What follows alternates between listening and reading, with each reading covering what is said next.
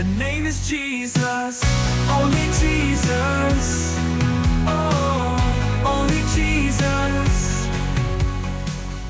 Only Jesus. Hey everyone, welcome back to Faithful Chats. Today, we're diving into the genealogy of Jesus, found in Matthew chapter 1, verses 1 to 17. Now, I know what some of you might be thinking. A genealogy? Isn't that just a list of names? Exactly. And while it is a list of names, it's so much more than that. There's a lot of depth here when you take the time to explore it. Totally.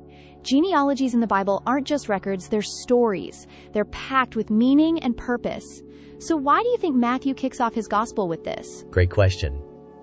Matthew was writing to a Jewish audience, and one of his main goals was to prove that Jesus is the Messiah. The genealogy connects Jesus to two critical figures in Jewish history: Abraham, the father of the Israelite nation, and King David, the one through whom the Messiah was promised. Right, it's like Matthew's laying down his thesis statement. He's saying, Jesus is legit. Here's his family tree to prove it. Exactly.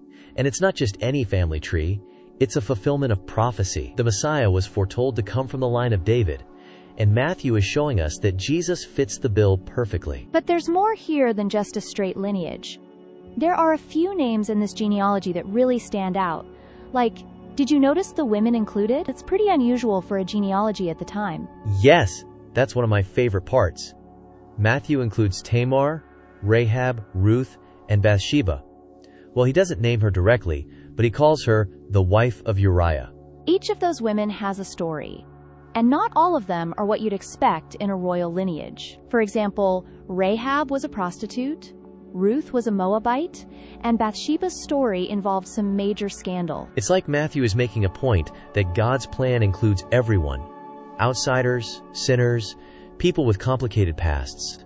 Jesus didn't come from a picture-perfect family, and that's encouraging, because it shows how God works through messy, imperfect situations. Yes! It's a reminder that God's grace is for everyone. And speaking of imperfections, let's talk about the structure of the genealogy. Matthew divides it into 3 sets of 14 generations. Why do you think he does that? The number 14. It's symbolic. In Hebrew, the numerical value of David's name is 14. By organizing it this way, Matthew is emphasizing Jesus' connection to David. That's such a cool detail. And I think the symmetry also helps readers remember it better. It's like Matthew saying, look how perfectly God's plan has unfolded. Exactly. And at the end, we get to Jesus, who Matthew calls the Messiah. It's this big culmination, like a drum roll leading to the most important person in the entire story. So to recap for our listeners, the genealogy in Matthew isn't just a boring list of names. It's a carefully crafted message. It ties Jesus to Abraham and David, includes surprising and unlikely figures, and highlights God's plan for salvation through Jesus. Right.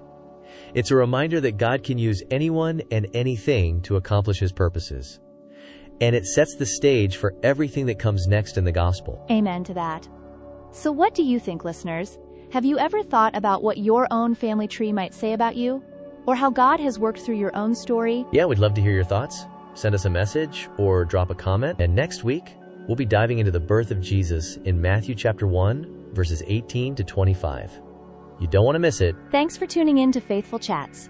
See you next time. As we wrap up today's episode, we want to remind you that we don't shy away from difficult topics just like the Bible. We believe tackling challenging subjects head-on is important, because that's how we grow and learn together. However, we know that sometimes these kinds of conversations don't exactly help with the algorithms. So if you found today's episode valuable, we'd love for you to share it with friends, Christian or otherwise.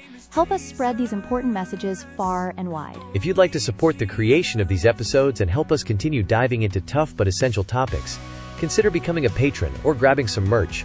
All the information is below. Your support makes all the difference. Thank you for listening. And until next time, keep growing in faith, truth, and love.